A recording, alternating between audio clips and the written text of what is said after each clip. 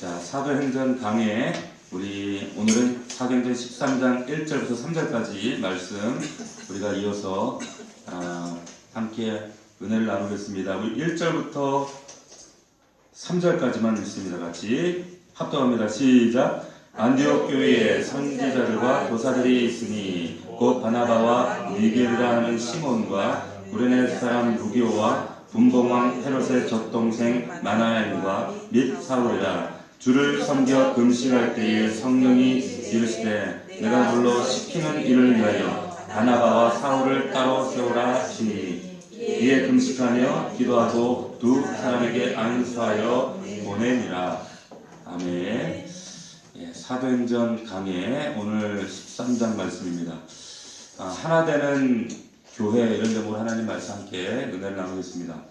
2000년 전에 예수님을 따르던 그 주변 사람들의 그 면면을 가만히 들여다보면 그 둘러싸고 있던 사람들이 대부분 양극단의 사람들이 포진되어 있었습니다. 가령 예를 들면 열심당을 했던 시몬, 또 세리 마태, 이 두 사람을 가만히 보면 사실은 극단의 사람들입니다. 자, 지금 시몬 같은 사람은 로마 제국으로부터 독립을 쟁취하기 위해서 무력이라도 불사했던 그런 열심당원이었어요. 반면에 이 마태는 보십시오. 로마 제국을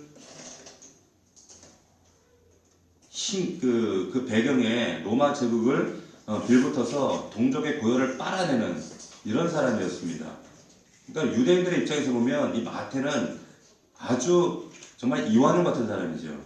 그런데 이 시몬의 입장에서 보면 이 공공의 적인 마태예요.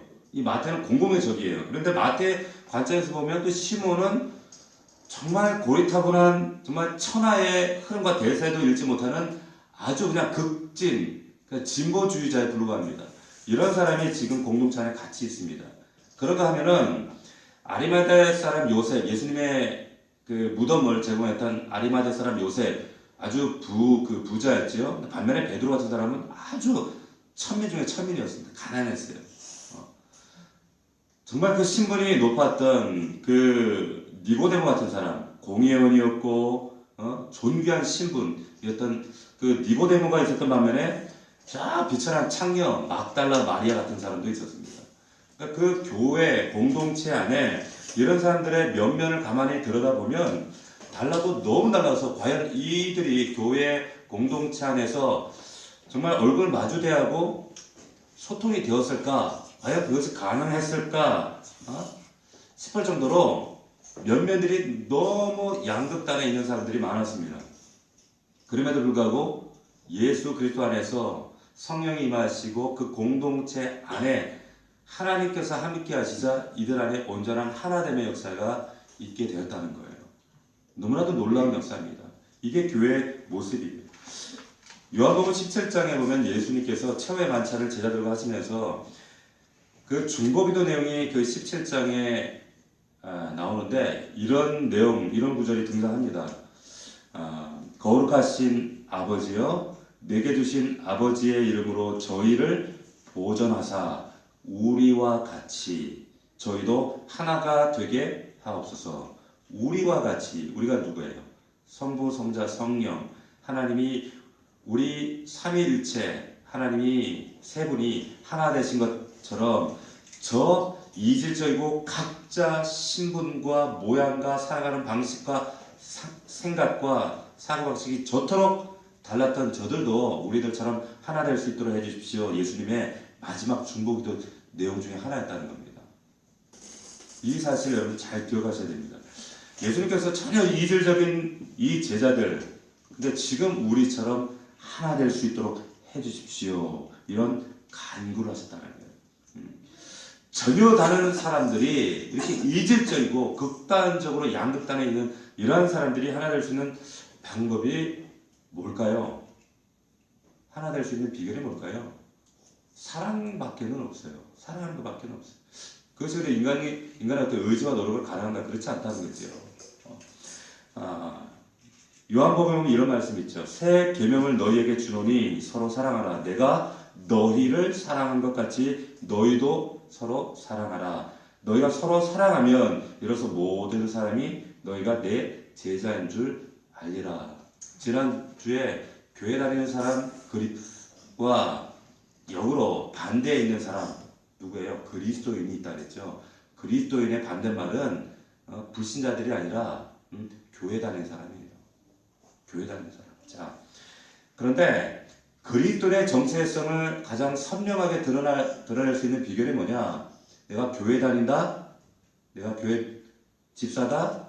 장로다? 거사다? 어떤 신분으로 자신의 정체성을 드러내는 것이 아니라 제자됨의 증거는 사랑하는 모습이라는 거예요. 내가 서로 사랑하면 세상 사람들이 바라볼 때 제자구나, 예수 믿는 사람들이구나 라는 사실을 알 수 있게 된다는 겁니다. 자, 제자라는 그 증거는 어떤 거창한 그런 어떤 증거에 먼데 있는 것이 아니라 서로 세상에서 볼 수 없는 서로 사랑하는 연합된 모습 가운데 있다라고 하는 것을 말씀하고 있다는 겁니다. 우리가 사도행전 말씀을 나누고 있지만 사도행전 초대교회의 모습이 과연 어떠했는가 우리가 쭉 지켜보고 살펴봤습니다. 오늘 이 초대교회 한 교회였던 이 안디옥 교회가 등장하는데 이 안디옥 교회 면면을 보면 이 교회 안에도 너무 이질적인 사람들이 모여 있습니다. 달라도 이렇게 다를 수가 없어요. 자, 이 안디옥 교회는 지금 오늘날로 말하면 예루살렘에서 한 500km 북쪽으로 더 멀리 떨어져 있는 그 지금 터키 땅입니다. 그러나 그 안디옥 교회가 우리가 알고 있는 것처럼 예루살렘 교회에 버금가는 그런 어떤 큰 규모가 아니었어요. 그럼에도 불구하고 안디옥 교회를 통해서 유럽과 아시아의 선교 전초 기조로 마지막 초대교회에 주님의 새로운 역사를 이어갔던 교회가 안디옥 교회였습니다. 근데 저는 가보진 않았지만 그 안디옥 터키에 갔다 오신 분들 얘기 들으면 안디옥이라고 하는 교회가 그렇게 규모가 크지가 않아요. 기껏해야지 사실은 명확한 장소도 아니에요. 그 동굴에 갔다 오신 분 얘기 들으면 그 정말 몇 평 안 되는 그런 조그만 교회였다는 거예요. 실제하는 교회도 아니죠, 사실은. 왜냐하면 그때 당시에 여기저기 떠돌아다니면서 예배를 드렸기 때문에 겨우 몇십 명 앉아서 드릴 수 있는 그런 소규모의 공동체였는데 그 작은 공동체가 유럽과 아시아를 흔들었다는 거예요. 그런 능력 있는 공동체, 그 안디옥 교회가 어떻게 그렇게 하나님의 놀라운 복음 사역에 귀하게 쓰임받을 수 있었겠는가? 오늘 본문에 그 해답이 나옵니다. 자, 1절 말씀을 보면 여기 등장하는 사람들이 쭉 나열되어 있어요. 여기 보니까 안디옥 교회 선지자들과 교사들이 있으니 곧 바나바와 느게르라는 시몬과 구레네 사람 루기오와 분봉왕 헤롯의 젖동생 마나엘과 및 사울이라. 자, 여기 보면 안디옥 교회 지도자 그룹이 쭉 나오는데 말하자면 오늘날로 말하면 당회원들이에요. 안디옥 교회 지도자급이 쭉 소개되어 있습니다. 제일 먼저 등장하는 사람이 바나바예요. 당시에 그 유대 그 사회의 전통에 따르면 나이 그리고 신분 그리고 영향력 그 순서에 따라 그 이름의 순서가 배치됩니다. 여기 보면은 바나바가 첫 번째죠. 사울은 맨 뒤에 등장합니다. 자, 첫 번째 나왔던 사람이 바나바입니다. 담임 목사입니다. 자, 사이퍼러스 섬 유력 가문 그리고 레위인이었어요. 유대인이었습니다. 아주 유력 가문이었어요. 말하자면 정통 유대인이었어요. 두 번째 인물을 보면 여기 뭐라고 하냐면 니게르라 그래요. 니게르. 이 니게르라고 하는 의미가 뭐냐면 검다는 뜻입니다. 다시 말하면 우리가 그 흑인을 뭐라 그래요? 니그로라 그러죠. 이 니게르가 그 뜻이에요. 흑인이라는 뜻입니다. 다시 말하면 이 시몬은 흑인이었어요. 깡통이었다는 거예요. 우리 좀 속된 말로. 지금도 마찬가지지만 당시의 유태인들은 아주 극단적인 인종차별주의자들이었습니다. 흑인들은 대부분 노예였어요. 근데 이 흑인 노예인지 아닌지 명확하지는 않지만 지금 이 시몬이 흑인 시몬이 지금 당회원의 명부에 올라와 있어요. 자, 세 번째 인물이 누굽니까? 구레네 사람 루기오. 구레네. 구레네는 지금은 리비아예요. 리비아. 그 리비아 사람인데 그거 말고는 아무것도 뭐 소개된 게 없어요. 그냥 구레네 사람 루디오. 뭐 자랑할 게 없는 무명의 인물입니다. 자, 네 번째 인물이 이 네 번째 인물이 좀 특이하죠. 여기 보니까 헤롯의 젖동생 마나엔 및 사울 이렇게 등장하는데 헤롯의 젖동생이에요. 마나엔이. 예. 자, 이 헤롯의 젖동생, 다시 말하면 헤롯이라는 이름이 여러 명 있어요. 근데 헤롯 대왕, 예수님 당시 예수님 태어났을 때 예수님을 막 죽이려 했던 헤롯 대왕의 아들이에요. 아들이 그 분봉왕 헤롯 안티파스인데 헤롯 안티파스의 젖동생, 말하자면 엄마가 같이 먹고 자랐다는 거예요. 이 마나엔이. 그러니까 얼마나 유력 가문입니까? 왕족이죠. 근데 여기 젖동생이라고 번역된 이 심트로포스라고 하는 이 말은 그냥 엄마 같은 형제 지간이라는 그런 엄마의 젖을 같이 먹고 자란 친형제 의미도 있지만 그만큼 아주 가까운 친구라는 뜻도 있어요. 가까운 친구였는지 아니면 정말 젖동생이었는지 명확하지는 않지만 어떻든 이 사람이 왕족, 유대들이 바라볼 때 이 불의한 지배계급에 속했던 건 분명해요. 그러니까 지금 어떻게 보면은 지금 바나바와 사울의 입장에서 보면 어떻게 보면 좀 적대적인 관계예요. 자, 그런데 당연 이름에 올라가 있습니다. 자, 마지막 인물이 누굽니까? 사울이에요. 사울입니다. 자, 비록 회심을 했지만 예수 믿는 사람들 핍박하고 죽이는데 가장 앞장섰던 사울이 여기 당연 이름에 올라가 있습니다. 자, 여기 사람들의 면면을 보십시오. 달라도 너무 달라요. 너무 이질적이고 너무 극단적으로 달라요. 예수님을 따르던 사람들하고 이렇게 유사합니다. 그럼에도 불구하고 이 안디옥 교회가 온전한 안디옥 교회로서의 사명을 감당할 수 있었던 것은 이 사람들 때문이었다는 거예요. 하나 될 수가 있었다는 겁니다. 단임 목사 바나바, 유태인, 매국노, 흑인, 그리고 무명에 가까운 이방인 이런 사람들이 모여서 안디옥 교회. 근데 그 안디옥 교회를 통해서 유럽과 아시아와 나중에는 지금 오늘날의 우리 교회까지 그들이 있었기 때문에 가능했다는 거예요. 이후에 성령을 통해 성령 하나님이 바나바와 사울을 따로 세우고 파송하죠.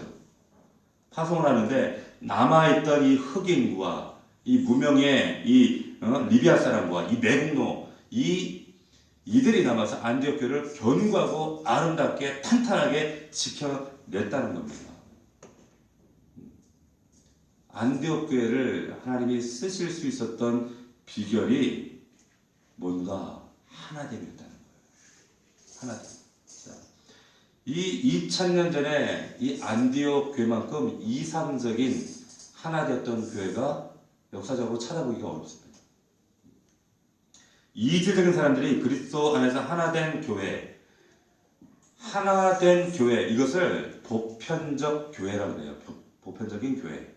자, 우리가 사도신경에 매주마다 고백하는 사도신경에 보면 우리가 그 거룩한 공회를 믿사오며, 자, 우리 성도님들 가운데 이런 질문을 많이 합니다. 목사님, 거룩한 공회가 카톨릭 철치 아니에요? 왜 우리가 카톨릭 교회를 사도신경에서 고백하나요? 우리는 기독교 개신교회인데 왜 매 사도신경을 고백할 때마다 이 카톨릭 처치를 고백하나요? 하는데 이 카톨릭은 우리가 생각하는 그 천주교 카톨릭 처치가 아니에요. 우리가 고백하는 카톨릭 처치라고 하는 의미는 보편적인 교회 이런 뜻입니다. 이 카톨릭의 의미가 보편적이다라는 거예요. 뭐가 보편적이냐? 마치 안디옥 교회처럼 흑인도 있고 매국노도 있고 유대인도 있고 이방인도 있지만 남녀노소 비불기천을 망라하고 모든 사람이 교회 안에서는 하나 되었다 이 말이에요. 이 뜻이 카톨릭이라는 뜻입니다. 보편적인 교회다 이런 뜻입니다. 그래서 지금 천주교회, 카톨릭 교회와 구분하기 위해서 그들을 우리가 부를 때 그 카톨릭 교회를 부르지 않고 로만 카톨릭 처치라고 부르는 거예요. 그리고 사도신경에 나오는 이 거룩한 공회라고 하는 공회, 이 카톨릭 처치는 개신교에서 이것을 구분하기 위해서 카톨릭이라고 번역하던 것을 바꾸어서 이제는 유니버설 처치라고 부르는 거예요. 유니버설 보편적인 모든 사람이 하나 되어 있는 이런 교회. 2세기 이후에 우리가 사도신경을 교회 안에 고백하면서 이것을 매주마다 고백하는 그 고백의 의미에는 어떤 의미가 있는가? 우리도 안디옥 교회처럼 이런 보편적인 누구나 다 남녀노소 가진 자 없는 자 노예 종 할 것 없이 모든 사람이 우리는 예수 그리스도 안에서 하나입니다 라고 하는 신앙 고백이 되는 공동체입니다 라는 의미로 우리가 매주마다 사도신경을 고백하는 거예요. 거룩한 공회를 믿사오며. 로마 카톨릭교를 믿는다는 얘기가 아니에요. 이해가 되시죠? 자, 그래서 우리는 이 거룩한, 우리 넘치는 교회도 거룩한 카톨릭 교회가 되어야 됩니다. 유니버설 처치가 되어야 된다는 거예요. 보편적 교회가 되어야 된다는 거예요. 자, 나와 다르고, 나와 수준이 다르고, 살아가는 모습이 다르고, 성격이 다를지라도 우리는 보편적인 카톨릭 처치가 되어야 할 줄 믿습니다. 이 신앙 고백이 우리 안에 늘 있어야 돼요. 이것을 가장 우리가 기피하게 되는 이유가 무엇인가? 우리 안에 편견이라는 장벽 때문에 그렇습니다. 이런 의미에서 정통파, 유대인, 그리고 흑인, 노예, 그리고 매국노, 이런 예수의 대적자 사울 같은 사람, 이런 사람들이 그리스도 안에서 하나가 됐던 이 안디옥 교회야말로 사실은 가장 이상적인 카톨릭 처치였어요. 유니버설 처치였습니다. 그런데 우리가 정말 예수 믿는다는 그 믿음, 이런 말씀에 이런 의미를 깨닫고 안다 할지라도 참 우리가 이런 보편적인 교회를 이루어간다는 것이 참 쉽지만은 않아요. 너무나도 각자 살아가는 모양과 성장 배경과 성격이 다 제각각이기 때문에 하나 되기가 너무 어렵습니다. 자, 그런데 오늘 본문 속에 그럼에도 불구하고 안디옥 교회가 이렇게 카톨릭 유니버설 하나 된 교회가 이렇게 각자의 모습이 다 달랐음에도 불구하고 안디옥 교회가 이런 하나님 손에 붙들릴 수 있었던, 사용될 수 있었던 비결이 어디 있느냐? 그 비결이 있어요. 2절 보십시오. 자, 한번 2절 보십시다. 자, 우리 2절 말씀 같이 합독합니다. 시작. 주를 성경 경심할 때에 성령이 이르시되 내가 불러 시키는 일을 위하여 나가서 하나님을 하시니. 자, 주를 섬겨 금식하는데 이제 파송하는 장면입니다. 성령이 이르시되 이를 위하여 바나바와 사울을 따로 세우라. 성령이 이르시되 따로 세우라. 이 말씀이 비밀이에요. 핵심입니다. 자, 보세요. 여기 따로 세운다라고 하는 의미는 해방시킨다라고 하는 의미예요. 풀어 놓아 다니게 한다는 의미예요. 이 아폴리오라고 하는 것은 해방시켜준다. 그러니까 따로 세운다 이 말은 지금 안디옥 교회를 한번 보십시오. 지금 담임 목사예요. 담임 목사를 그리고 비록 지금 대적하던 사울이었지만은 아주 정통파 가말리아 문화에서 이제 안디옥 교회 당회원에 있는 아주 핵심 인물입니다. 그런데 이 사람을 지금 새롭게 선교사로 파송하는 거예요. 쉽겠어요? 쉽지 않죠. 미리 말씀드리지만 여러분 만약에 이런 상황이 우리 넘치는 교회에 생긴다면 여러분들 어떻게 하시겠어요? 목사님 선교 가신데 잘 가세요. 쉽지 않죠. 그러나 미리 당부드립니다. 안디옥 교회도 이렇게 했어요. 하나님은 어쩌면 저를 하나님이 파송하실지도 몰라요. 그때 여러분들 정말 해방시켜 주시기 바랍니다. 모르겠어요. 하나님이 그러실지도 몰라요. 저는 마지막 때 하나님 앞에 저는 선교사로 좀 하나님이 보내주신다면, 왜? 본래 저에게 하나님 주셨던 사명이 선교사였기 때문에, 그러니까 지금 바나바도 지금 사울도 그랬잖아요. 그렇죠? 자, 따로 세웠다는 의미가 그거예요. 자, 그런데 안디옥 교인들 생각 속에 그들의 생각과 편견은 이들을 놓아줄 수가 없습니다. 그래서 성령이 이르시되 따로 세우라. 이 말은 성령이 이르시되 그들을 놓아주라 이 말이에요. 해방시켜주라. 어디에서 무엇보다도 너희들이 가지고 있는 담임 목사고 리더고 우리는 하나 되고 같이 살아야 하고 이 공동체 안에 있어야 하고 라고 가지고 있던 너희들의 어떤 신앙의 편견에서 그들을 놓아주라 이 말이에요. 그래서 본문 3절 보십시오. 자, 3절 보십시오. 같이 읽습니다. 시작. 이에 금식하며 기도하고 두 사람에게 안수하여 보내니라. 성령이 명령하셨기 때문에 따로 세워서 파송한 거예요. 담임 목사일지라도. 자, 여기 말씀해 보니까 안디옥 이 3절 말씀에 안디옥의 교인들이 이 두 사람을 지금 안수하여 파송했다고 증거하고 있어요. 그런데 이 말씀하고 상반되는 말씀이 4절에 등장을 합니다. 여기 보니까 같이 읽어봅시다. 4절 시작. 두 사람이 성령의 보내심을 받아 실루기아에 내려가 거기서 배 타고 구브로에 가서 파송되었어요. 그런데 여기 파송된 이 보낸 그 주체가 누구라고 되어 있어요? 성령이에요. 안디옥 교회 교인들이 아니에요. 안디옥 교회의 나머지 마나엔 이런 시몬 당회원들이 아니라고 하는 거예요. 성령께서 바나바와 사울을 파송했다 분명히 밝히고 있습니다. 자, 이게 중요한 거예요. 자, 앞서 제가 앞에서 말씀드렸지만 어떻게 이렇게 이질적이고 국적도 다르고 성향도 다르고 배운 것도 다르고 신분도 달랐던 이 안디옥 교회 당회원들이 안디옥 교회가 하나가 되어서 어떻게 이런 보편적인 하나된 교회를 이룰 수 있었던가? 바로 여기 있는 거예요. 성령의 음성이 민감했다는 것. 그리고 성령의 명령에 따라 따로 세우라 할 때 그들의 편견을 포기하고 보냈다는 거예요. 믿으시길 축원합니다. 네. 그러니까 제가 언젠가 파송을 해주십시오 할 때 할렐루야 보내주시기를 바랍니다. 언제가 될지 모르지만 자, 교회의 주인은 성령 하나님이시기 때문에 그렇습니다. 하나님이시기 때문에 목사도 주인 아니고 장로도 주인 아니고 교회 창립 멤버가 주인 아니에요. 오직 성령 하나님만 주인이시기 때문에 우리는 그분이 하라는 대로 하면 되는 거예요. 그게 신앙 생활이에요. 자, 안디옥교회가 이질적인 각자가 모였음에도 불구하고 하나 될 수 있었던 비결은 성령 하나님이 주인이셨고 그 명령에 온전히 자신의 편견도 포기하고 온전히 맡겨 드릴 수 있었던 그러한 믿음, 그 믿음 때문에 가능했다는 겁니다.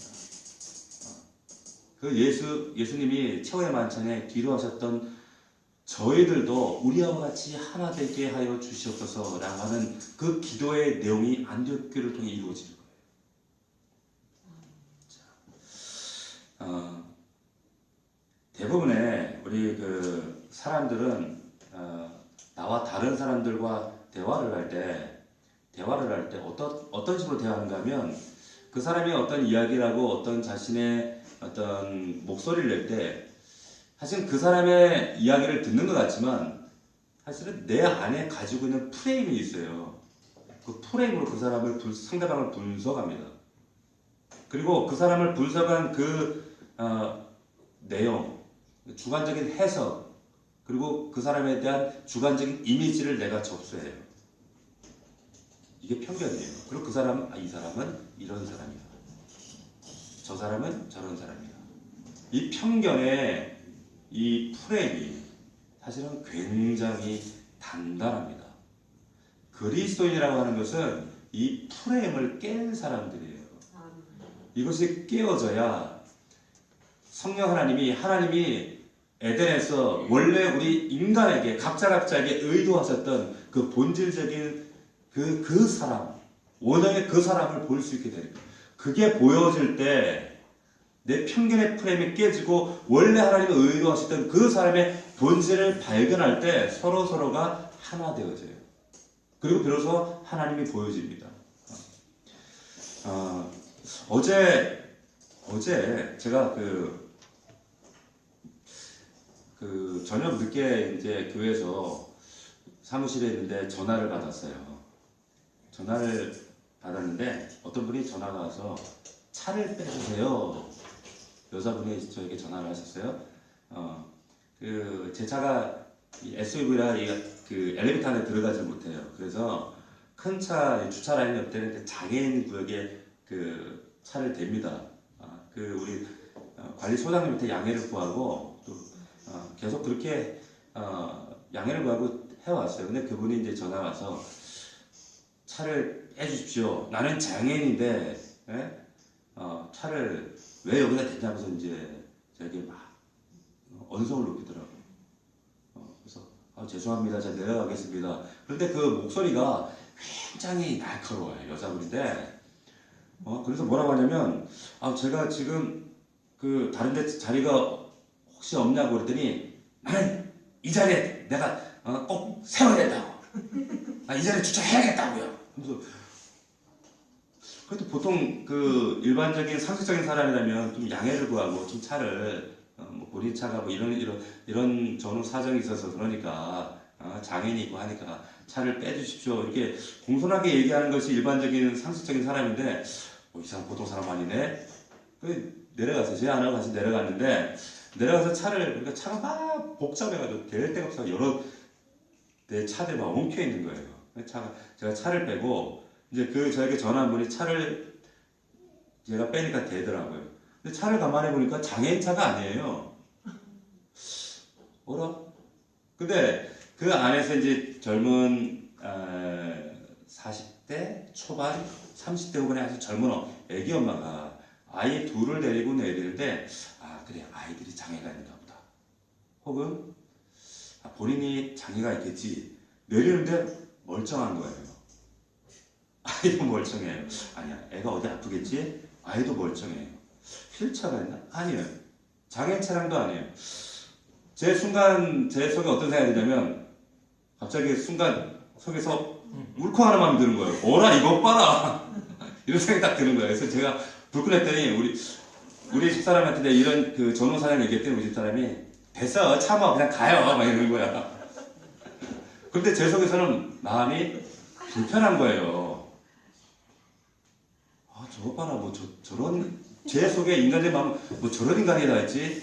참 내가 한마디 해줘야겠다. 안 그러면은 제 육적인 저의 의로는 저의 혈기로는 옛날 같은 내려가지고 이딴 식으로 살지 말라고. 뭐 하는 짓이냐고 젊은 여자 하면서 내가 따라다다 쏘아붙여야 되는데 그러려고 딱 하는 내 육신의 마음이 싹 올라오는 순간 하나님이 스톱 하시는 거예요. 아니야. 분명히 이유가 있어. 내 안에 성령께서 뭐라고 말씀하시는가 하면 저 사람 너무 아픈 사람이라는 거예요. 마음이 아픈 사람일 거야. 분명히 마음이 아픈 사람일 거야. 그 아이 둘을 사실 여기 그 오피스텔에 키우기에 참 키우기엔 적절한 곳이 아니잖아요.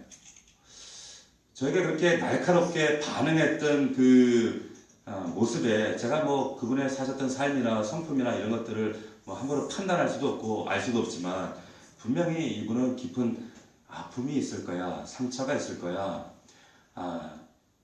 이런 만남을 통해서 하나님께서 이 사람에게도 주님의 음성이 필요하고 복음이 필요한 사람일 거야.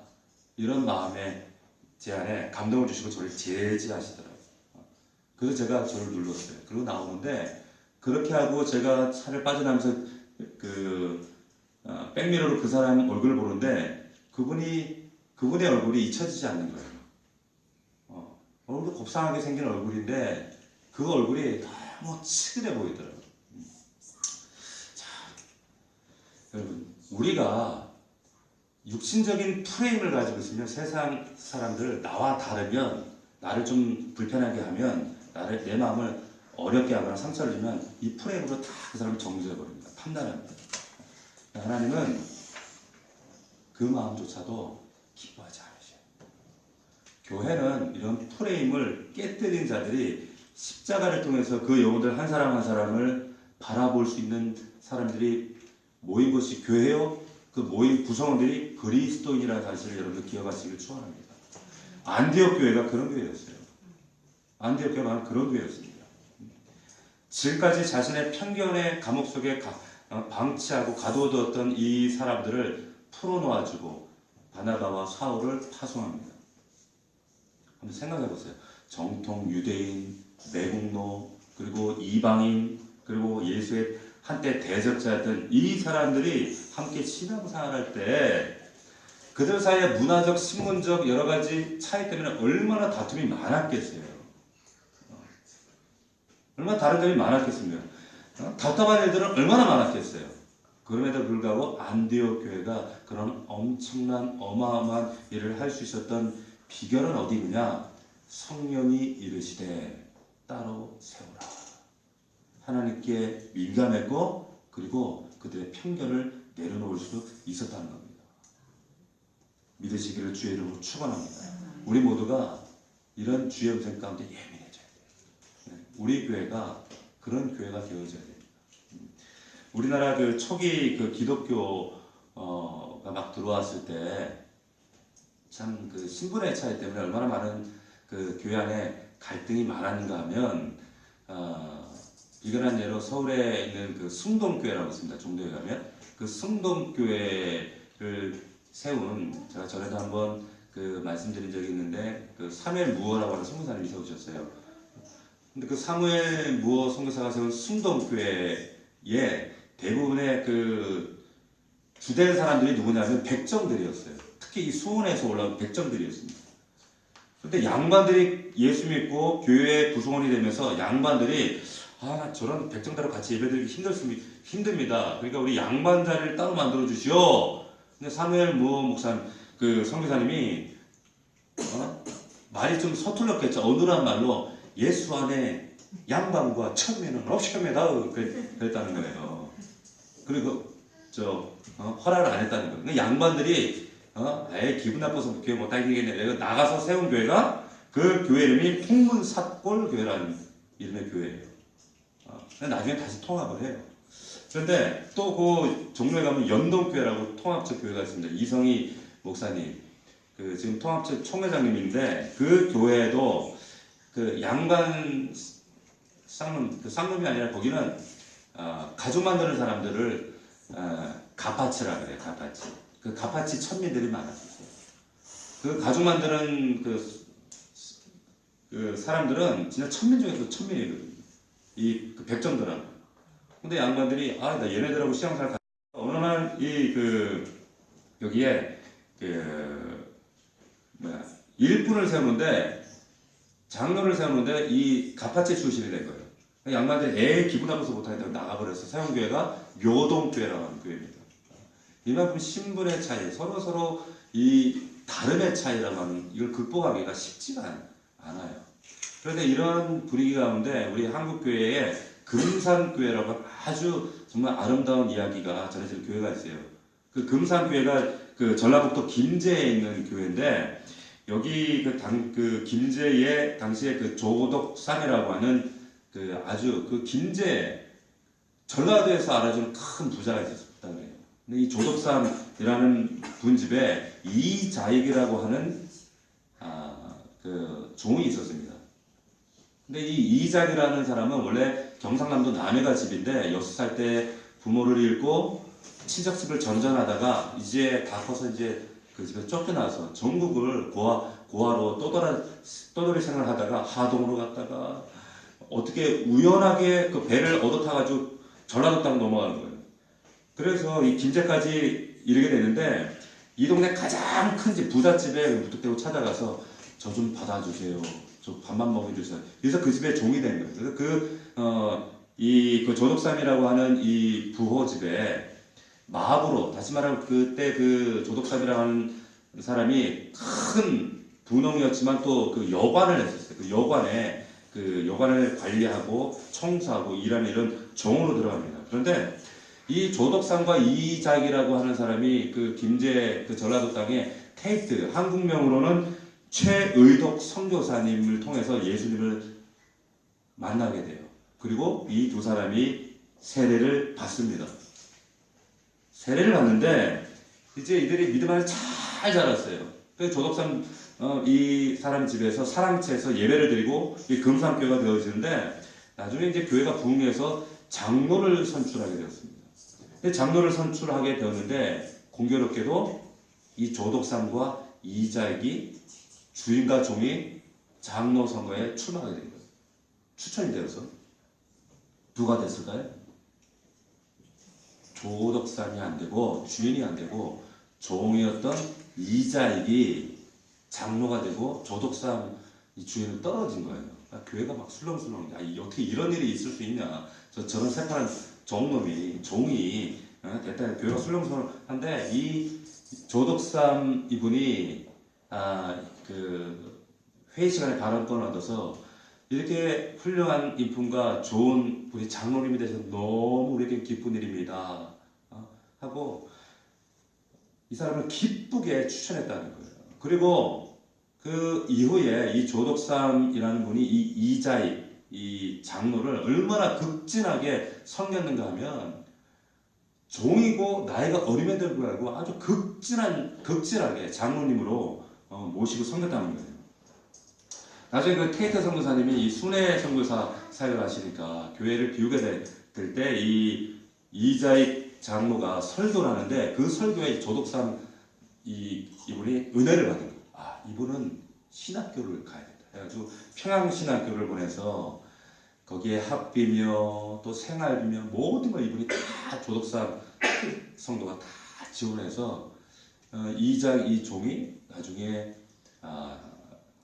목사가 됩니다. 그래서 지금 전라북도 임시에 목사로 가게 됐어요. 그 이후에 이 금산교회가 첫 번째 목사님이 이제 사임하시고 2대 목사를 세울 때 조덕삼 이분은 나중에 장로가 되셨어요. 이 조덕삼 장로의 추천으로 이자익 이분을 담임 목사님으로 모시는 거예요. 자기 집에 자기보다 어린 하찮은 종을 본인이 섬기는 그 금산교회 담임 목사님으로 모십니다. 모시고 이 이자익이라고 하는 이 목사가 통합 측에서는 전례도 없는 총회장을 3번이나 했어요. 대전에 가면 대전신학교가 있습니다. 그 대전신학교를 세운 분이 바로 이 이자익 목사예요. 우리 역사 가운데 길선주 목사 들어보셨죠? 길선주 목사 같은 영향력 있는 분도 총회장을 못했어요. 올라가다 떨어졌어요. 근데 이분은 3번씩이나 했어요. 그만큼 참 이런 놀라운 그 일을 하셨던 거죠. 이 조덕삼 그 장로의 손자가 여러분 기억나실지 모르겠는데 민주당에 전에 그 삼선하셨던 그리고 주일대사했던 조세영 그 국회의원이 있었어요. 돌아가셨을 거예요. 아마 그분이 제 기억으로는 이 조세영 국회의원의 할아버지가 바로 조덕삼 장로입니다. 자, 여러분 한번 생각해 보십시오. 진정한 정말 예수 믿는 사람 그리스도인들은 자기가 가지고 있는 이 편견을 깨뜨리고 포기함으로 인해서 정말 내가 얼마든지 무시할 수 있었던 그리고 얼마든지 내가 짓밟을 수 있었던 그러한 사람들조차도 그리스도 안에서 그를 세우고 섬기고 오히려 종된 자리에서 그를 섬길 수 있었다는 거예요. 가능했던 이유가 뭡니까? 성령 하나님을 의지하고 그리고 자신이 가지고 있던 생각과 가치관과 편견을 포기했기 때문에 가능했다는 겁니다. 저와 여러분들이 그렇게 되시길 주 여러분 축원합니다. 우리의 이 얄팍한 상식과 편견과 내가 오래도록 쌓아놓고 만들어놓고 정말 고수해왔던 이 프레임들, 내 신앙의 프레임, 세상 살아가는 어떤 물질적인 경제적인 그 프레임, 이 견고한 이 생각의 프레임들 예수 안에 들어오면 이게 다 깨져야 돼요. 다 무너져야 됩니다. 무너뜨리기 위해서 우리가 뭘 하느냐 하면 그래서 제자 훈련을 하는 거예요. 하루아침에 이것이 무너지지 않아요. 얼마나 단단한지 모릅니다. 얼마나 단단한지 몰라요. 안디옥 교회 될 수 있었던 비결은 다른 게 아니에요. 바로 위로는 성령 하나님을 전적으로 의지하고 내가 가지고 있던 이 편견이라고 하는 이 틀 안에서 여전히 내가 방치하고 여전히 내가 무시하고 있던 사람들을 믿음의 눈으로 받아들이고 용납하고 그들을 놓아주는 거예요. 그게 바로 성령이 이르시되 따로 세우니라. 그런 저와 여러분들이 되기를 주의 이름으로 축원합니다. 우리가 이제 한 다음 주죠. 이제 한 9일여 남았습니다. 이제 우리가 그 해피데이를 하는데 지금도 우리 마음 가운데 한 영혼 바라보고 그들을 주님 앞으로 우리가 초청하고 이런 믿음의 잔치 가운데 그들을 인도하려고 할 때 가장 방해되어진 게 뭐냐? 이 편견이라고 하는 프레임이에요. 저 인간이 내 얘기 들을까? 저 인간은 좀 제껴놓자. 또 과연 나 같은 사람을 통해서 하나님께 역사하실까? 하나님을 향한 신뢰와 그리고 내가 아직도 내 안에 붙들고 있는 이 편견과 이 프레임, 이게 하나님께 깨어지지 않고는 절대 영혼 구원은 이루어지지 않아요. 절대 이루어지지 않습니다. 여러분, 그 노아의 방주에 창문이 있었을까요? 없었을까요? 창문이 있었을까요? 없었을까요? 네? 창문은 없었어요. 우리가 생각하는 이런 창문은 없었어요. 근데 유일하게 있었던 게 있었는데 하늘로 열리는 창문이 하나 있었어요. 왜 그랬을까요? 하나님 왜 창문을 만들지 못하게 하셨을까요? 들어가는 문은 있었어요. 근데 하나님이 닫으시면 아무도 열 수가 없었어요. 1년 17일 동안 적지 않은 시간을 그 안에 갇혀서 창문도 없는 그 안에 갇혀서 오직 위만 바라보고 하셨어요. 위에만. 생각해 보세요. 그 방주 안에서 어떤 일이 있었을까요? 맨날 똥 치우죠, 새는 울죠, 코끼리는 소리 지르죠, 원숭이도 뛰다니죠. 아내가 난장판이 정신 없었을 거예요. 근데 그 8식구 누구 하나도 이것 때문에 뭐 시험 들었다, 아버지를 원망했다, 하나님 왜 이러십니까, 따졌다 이런 얘기 한마디도 없어요. 어떻게 그 안에서 온전한 하나됨의 보편적인 공동체를 이룰 수 있었던가? 하나님만 만나는 거예요. 하나님만. 우리가 교회 안에서 혹은 공동체 안에서 하나님이 나에게 왜 이 사명을 맡기시지? 왜 이러한 일들을 명령하시지? 하나님이 시키시니까요. 하나님만 바라보면 사실 우리 안에 들어오는 여러 가지 원망과 불평과 불만 이런 것들이 들어올 틈이 없습니다. 하나님만 바라볼 수 있는 저와 여러분들이 되기를 주의 이름으로 축원합니다. 하나님만 집중하셔야 돼요. 우리 교회가 정말 보편적인 교회가 되기를 주님의 이름으로 축원합니다.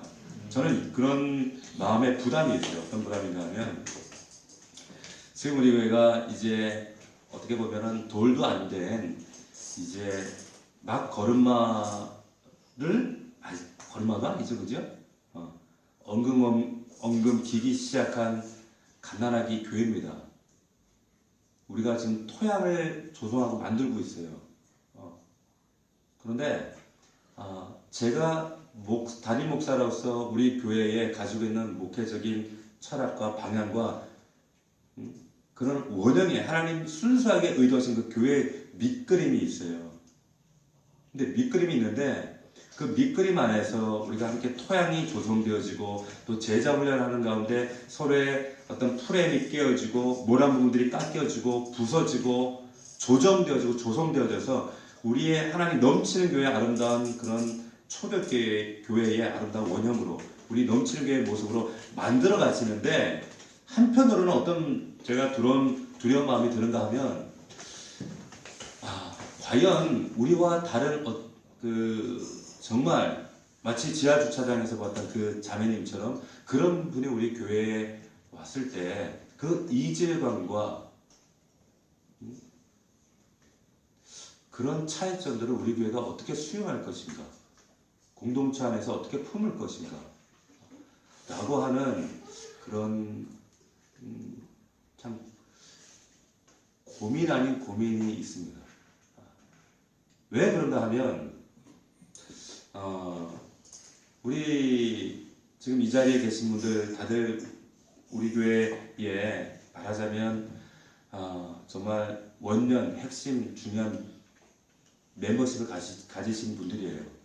함께 마음을 모으고 함께 이 피곤한 시간도 나와서 함께 기도하고 교회를 걱정하고 또 정말 하나님이 원하시는 교회를 함께 꿈꾸고 이루어가는 그런 과정 가운데 우리가 함께 고민하면서 여기까지 오는데, 우리 교회 공동체 안에서 간혹 이탈되어지시는 분들이 있어요. 근데 그 이탈되어지는 과정들 여러 종합적인 이유들 가운데 면면을 가만히 들여다보면 사실은 이질적인 부분들 때문에, 물론 그분들이 스스로 그분들을 감당하기 어려워서 그런 분들이 사실 커요.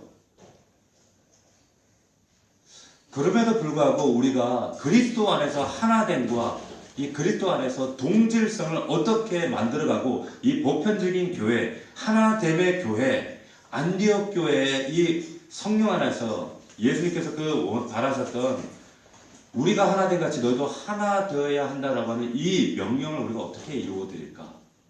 이 고민이, 깊은 고민이 있습니다.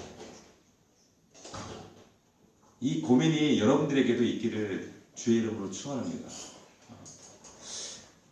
그러니까 제가 이게 마음이 한 사람 한 사람을 생각하면 한편으로는 마음에 큰 감격이 있고 기쁨이 있는 반면에 또 한편으로는 부담이 있어요. 또 함께 온전한 자세, 연합하지 못하는 그런 분들을 보면 마음에 부담이 엄청 커요. 어떻게 하나됨을 이루어갈 것인가?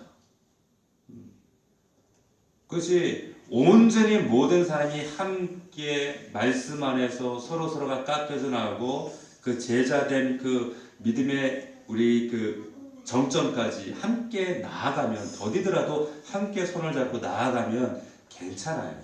근데 분명 거기에 동참하지 못하거나 이런저런 이유로 또 함께 하지 못하는 분들이 있다는 거예요. 그럴 때 이 점점 커지는 어떤 이런 이질적인 문제들을 신앙과 또한 믿음과 복음과 우리가 바라봐야 될 믿음의 그 목표를 향해서 이 벌어지는 이 차이점들, 이질감들을 어떻게 극복할 것인가?